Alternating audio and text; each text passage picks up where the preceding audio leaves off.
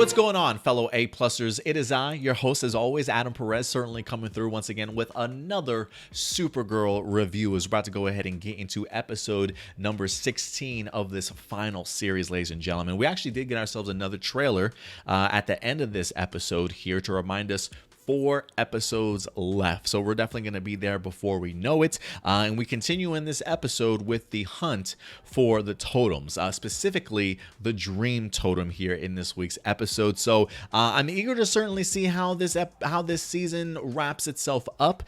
We did get a surprise towards the very end here, where we got the opportunity to see Lex Luthor himself back. How that's possible, I have no idea. I'm thinking, like, was the AI system that Nixley had in here, was that really him playing pretend? How does this armor just literally form Lex Luthor in front of us? Is this the real Lex Luthor? Is this like another AI system that's working? I definitely have some questions, but you bring John Cryer back into this season, tag teaming with Nixley, should make for some very formidable foes to go ahead and round out this season. And if anything, it'll be interesting to see what Lex Luthor and Alina Luthor confrontation would look like now, based off of her kind of embracing the magic a little bit more. So I would be curious to see how those two interact with each other, certainly going forward. But Lex Luthor's on the scene. As much as I've been a huge fan of Nixley, and I think she's been a really good foil for our team here for the finale, look, adding Lex Luthor, especially John Cryer, never hurt nobody, you know what I mean? So I'm really glad to see that he's going to be a part of this finale in some way, shape, or form. Overall, though, I really enjoyed the episode. I thought there was a great pacing in here, another great adventure in regards to the totems, putting some characters into the spotlight here in this episode for Dreamer specifically. And I thought the story arcs that they had for Dreamer, Supergirl, even Nixley in here were actually really well handled, and enough for us to definitely deep dive into this particular episode. So let's go ahead and talk a little bit about it, right? Because the hunt for the Dream Totem is certainly here. Now that Dreamer is back in this episode, she winds up getting advice from Brainy to go ahead and maybe like branch her visions out or outstretch her abilities a little bit more, just to kind of see what would definitely happen. And so in the process of doing so, she winds up getting a vision that leads her to a place called Crippen University, along with a doctor's office in the university. And so this certainly sets Dreamer on her path, knowing that if she's looking for the Dream Totem, this is the first place that she certainly has to look. But unfortunately for Dreamer, when she gets to this the office in the university, she quickly finds out it's her sister Maeve, who's gone out of her way to go ahead and actually change her last name. Now, kudos to whoever put this episode together for giving me a great sort of reminder as to what happened between Maeve and Nia very early on in her appearance. The fact that Maeve literally got in her face and was like, "You're not even a woman." I was thinking like, "Oh shit, I can't believe I forgot she even said that." So you immediately know that this relationship is extremely strained and awkward, especially when you weren't planning on trying to meet up with them in the first place, but you've somehow linked back up. And I love the fact that even Maeve is like, "Oh, I see you tracked me down, or you found me." And I love the fact that Nia's like, "Don't flatter yourself. Like, I wasn't trying to look for you, okay?" If that makes you feel any better. But it just goes to show you the animosity that certainly have built up between those two after all those years. I think even Nia, when she comes back home in the beginning and she speaks to Brainiac, mentions that her father like kicked Maeve out, or Maeve wind up leaving her father because her father wound up actually siding with Nia, and Maeve certainly had some feeling and felt some way about it, which unfortunately is, I'm pretty sure, is pretty common when it comes to transgender families. I'm sure there are definitely families out there that maybe just don't fully agree with a person's decision in that regards. And so, yeah, I'm sure this is probably more realistic than anything. But I'm so glad that we got the opportunity to see these two ladies together. You know, I thought it was pretty important very early on in this when Maeve, you know, at least apologizes and says that she's sorry very early on, like when Nia actually gets to the office.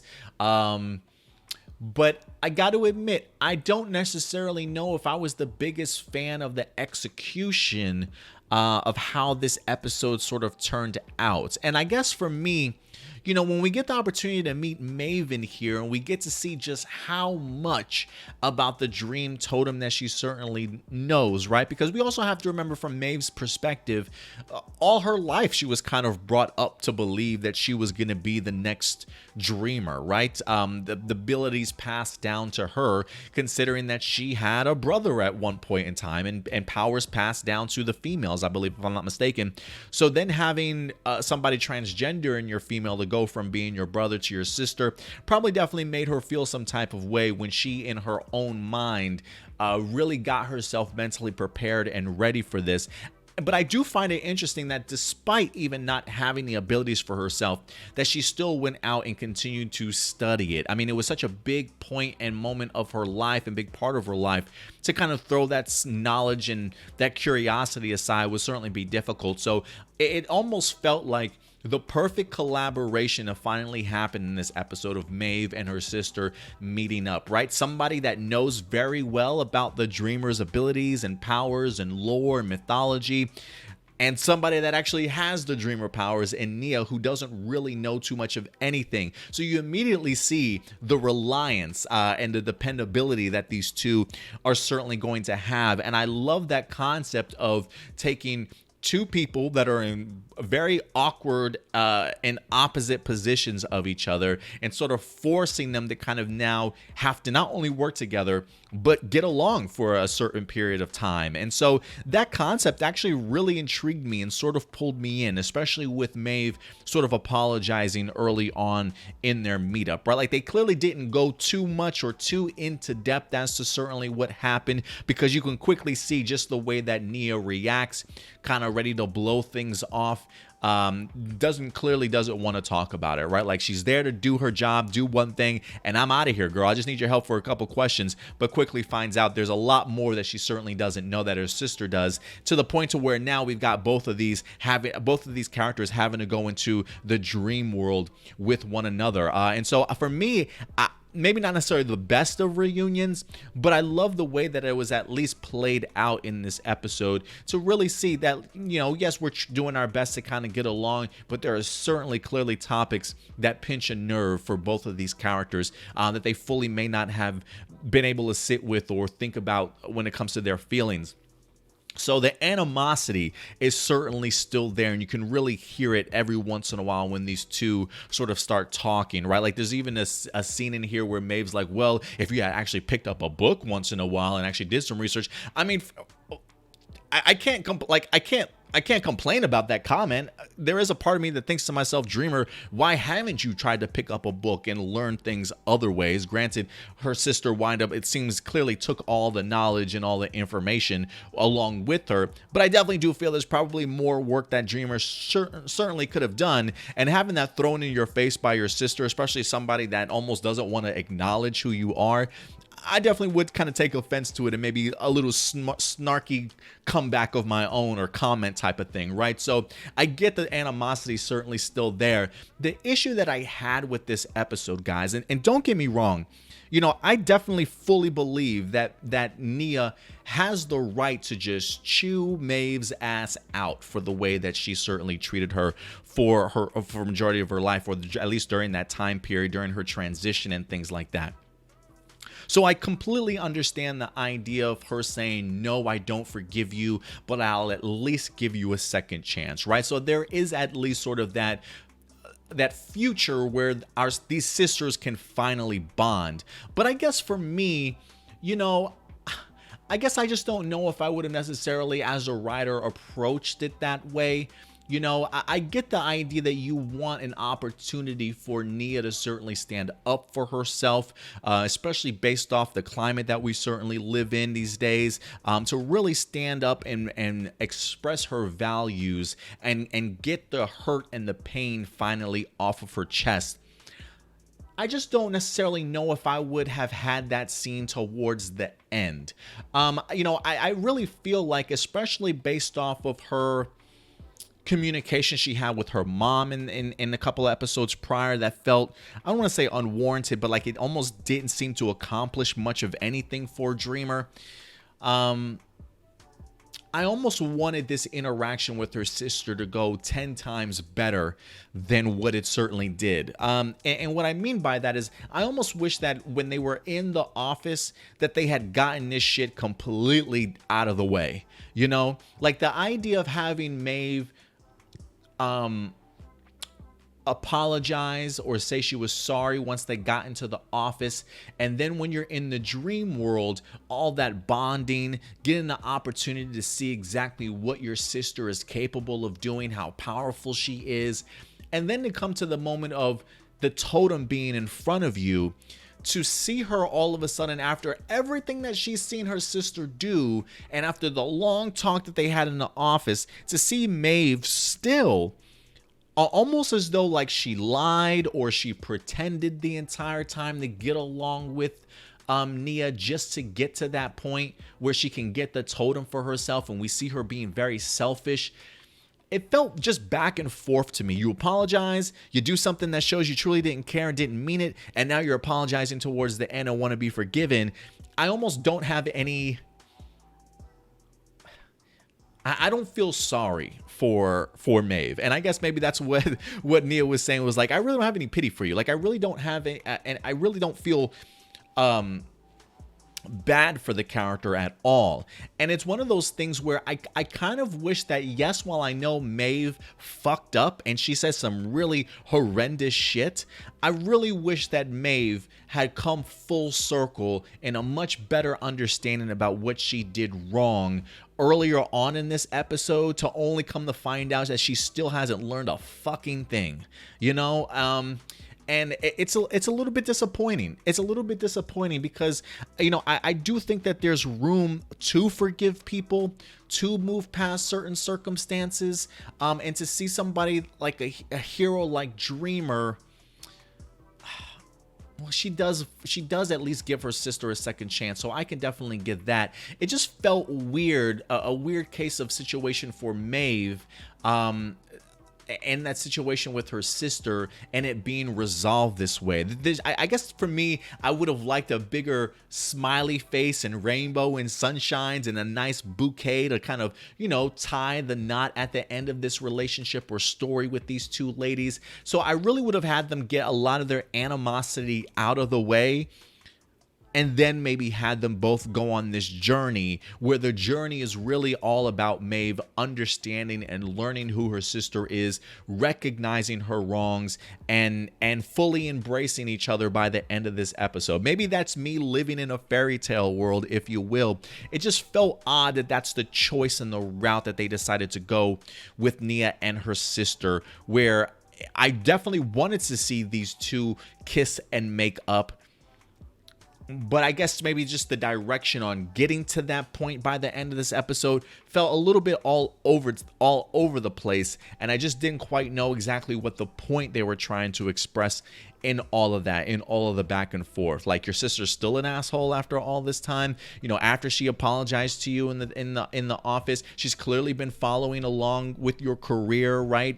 Bunch of news clippings and things like that. So you would think that by the time they even got into the dream world, that Maeve would have been in that mindset of, hey, my sister's here, I clearly missed her and wanted to follow up with her in regards to her adventures, right? This is you know, I've seen the error of my ways, which she said early on, and now I've got an opportunity to rekindle that, and then only to prove that you've just been bullshitting the whole time. Like,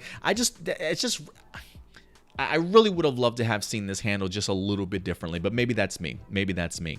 Also, guys, in this episode, we get to see Kara truly struggling. She gets the opportunity to have an interview with two world leaders. I believe maybe the two different countries that we saw debating and, you know, squabbling back and forth in the previous episode.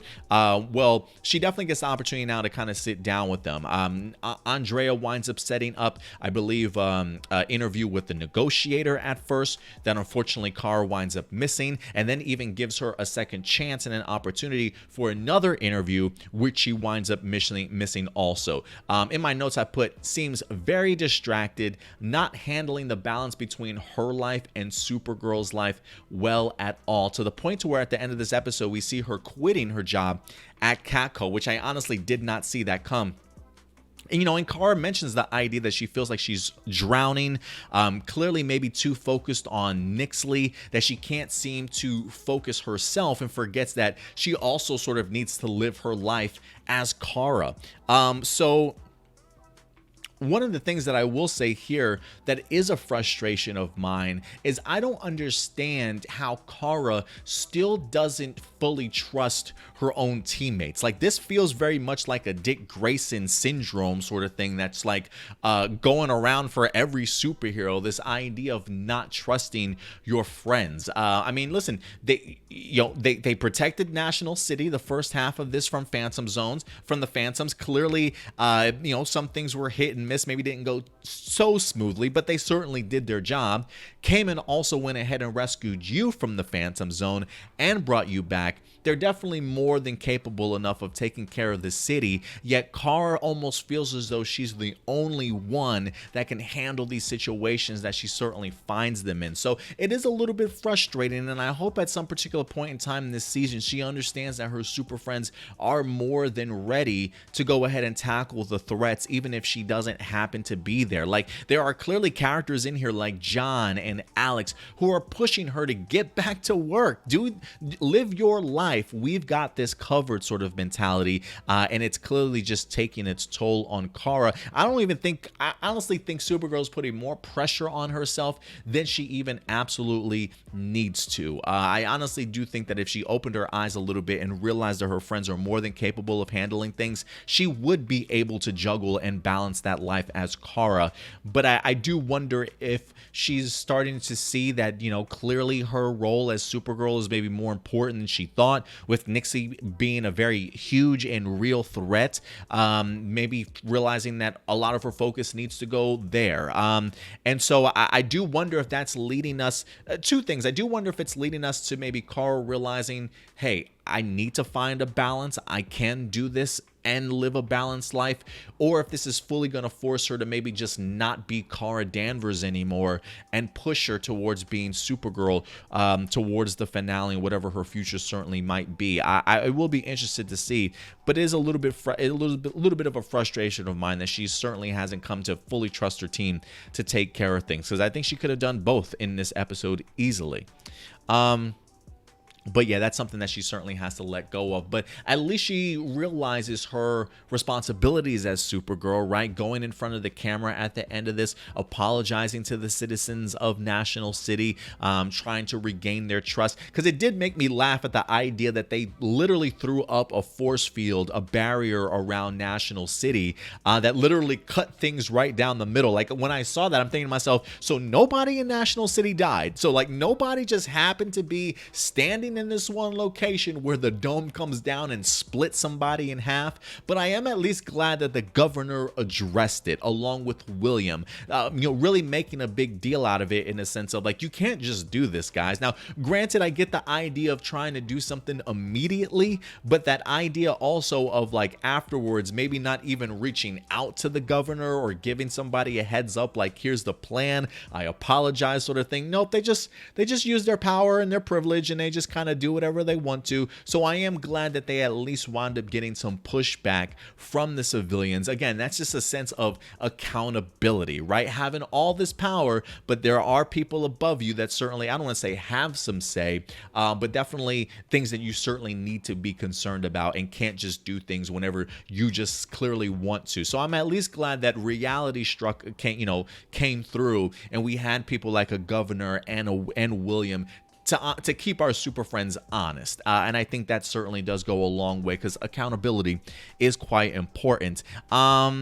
And then other than that, really just the Nixley stuff, as we see she uses her armor that Lex provided for her to enter the dream realm in order to go ahead and get the Dream Totem, which she successfully does manage to get for herself. But somehow the armor has Nixley's AI connected to it. I am curious as to how that's possible, in a sense like, is this a version of Nixley like from the future? because I'm kind of curious as to how she knows how everything's happening, where to gather things, and help assist her in getting some of these totems. So I was kind of curious, like, is she somehow from the future? Is this like a storyline that's eventually going to come back within the next 4 episodes to explain how her mind maybe got into the Lex Luthor armor?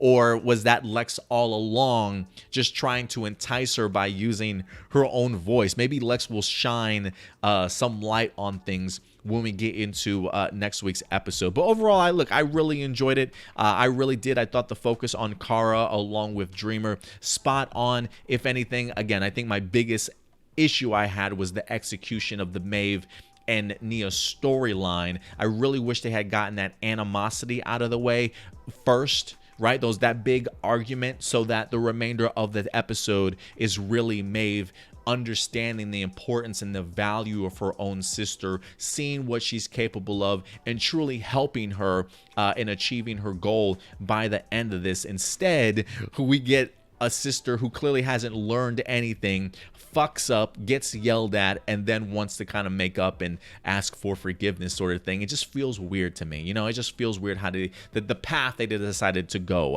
Again, I don't have a problem with Nia maybe not necessarily forgiving. I mean, look, you kind of want your kid, forgive but maybe never forget, right? Like, I'll forgive but not forget.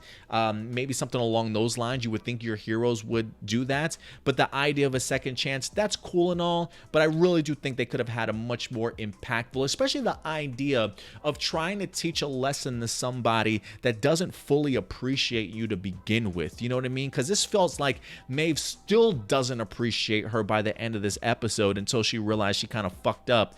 But I just think the idea of having somebody, especially in a transgender person's life, even though, again, I don't know anything about that life, but the fact that they probably do deal with all that pushback and people who don't fully understand, I really do think that this would have been a much more powerful episode to let Nia clearly get her frustrations and her anger out, but allow her sister to truly learn something throughout this episode, and either earn that forgiveness or truly earn that second chance at the end of the episode. But again, that's just me, guys. But listen, I want to know your thoughts. These are just my A+ opinions. I want to know yours. So what did you guys think about this episode of Supergirl? Let your thoughts be known in the live chat or the comment section box below, and we'll definitely go ahead and continue with this discussion later on this week until next week's episode. So until then, guys, do me a big favor. As always, take care of yourselves, take care of each other, and keep it A+. I'll talk to you guys later. Bye. If you enjoy our content and want to be a part of helping our channel grow, become a patron supporter. We have affordable tiers to choose from that offer a variety of exclusive and early access content, from audio files for all of our shows for you to enjoy on the road, access to our Discord community, and plenty of reactions, reviews, character breakdowns, and more. Check us out at patreon.com/A+opinions. And as always, remember, like, subscribe, and hit that bell notification so anytime we drop a brand new video, you will be notified.